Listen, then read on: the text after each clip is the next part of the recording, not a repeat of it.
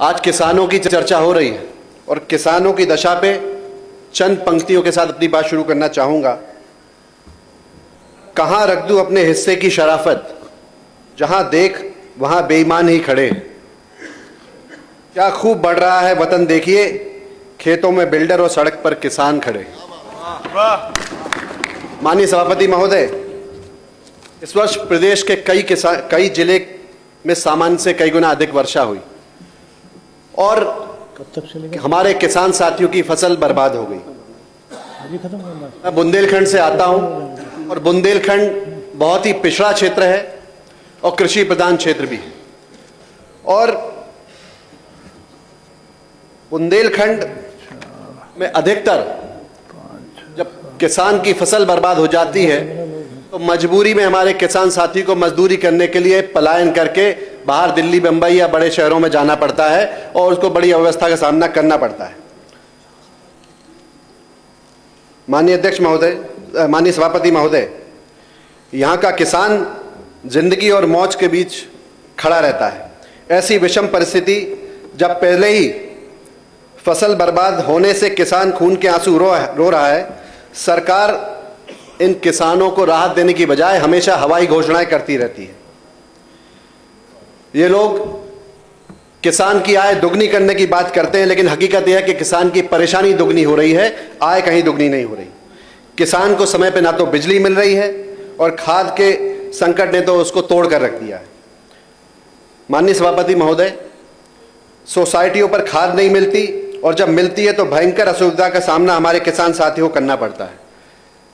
मेरी विधानसभा पृथ्वीपुर, निवाड़ी एवं टीकमगढ़ जिले दोनों में आती है और मैं कहना चाहता हूं कि टीकमगढ़, निवाड़ी जिले में और पृथ्वीपुर में किसान को खाद की अत्यंत समस्या से जूझना पड़ रहा है।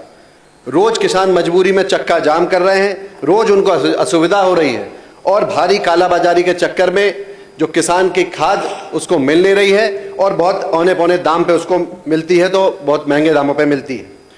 पिछले सत्र में भी मैंने अपने जिले की बात को रखा था, इस समस्या को से अवगत कराया था और निवाड़ी टीकमगढ़ जिले के कलेक्टर महोदय दोनों को पत्र लिखकर और मौखिक रूप से अवगत कराया था और इस बार भी मैंने वही उनको पत्र लिखकर भी अवगत कराया और मौखिक भी उनको ये जानकारी दी, लेकिन आज दिनांक तक भी उस पर कोई उस समस्या का निराकरण नहीं हो सका और कालाबाजारी पर भी कोई अंकुश नहीं लगा।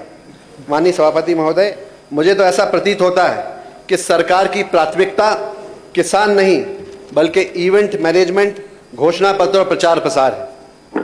माननीय सभापति महोदय, मेरा मानना है कि सरकार को इस खाद के विषय पे गंभीर होना चाहिए और हमारे अन्नदाताओं के साथ न्याय करना चाहिए। साथ ही कुछ एक दो मांग है जो मैं स्पीच में रखना चाहता हूं। अतिवृष्टि और फसल का जो नुकसान हुआ है उसका सही तरीके से सर्वे कराकर किसान को मुआवजा दिया जाए, केवल हवाई बातें नहीं की जाएं। साथ ही प्रत्येक किसान परिवार को वास्तविक नुकसान के अनुसार उचित और तत्काल राहत दी जाए और कर्ज माफी और बीमा क्लेम के लंबित मामलों को तत्काल निपटाया जाए। ये समस्याओं का निराकरण यदि सरकार करती है तो निश्चित ही हमारा किसान और अन्नदाता खुश होगा और सरकार को दुआएं दूंगा। धन्यवाद आपको निपेंद्र जी। कभी ग्रूविंग स्टेप्स बोले, कभी नाइट शिफ्ट बोले। 50 सालों से इंडिया का भरोसा है सूर्य, तभी तो आज भी इंडिया बोले सूर्य को यार।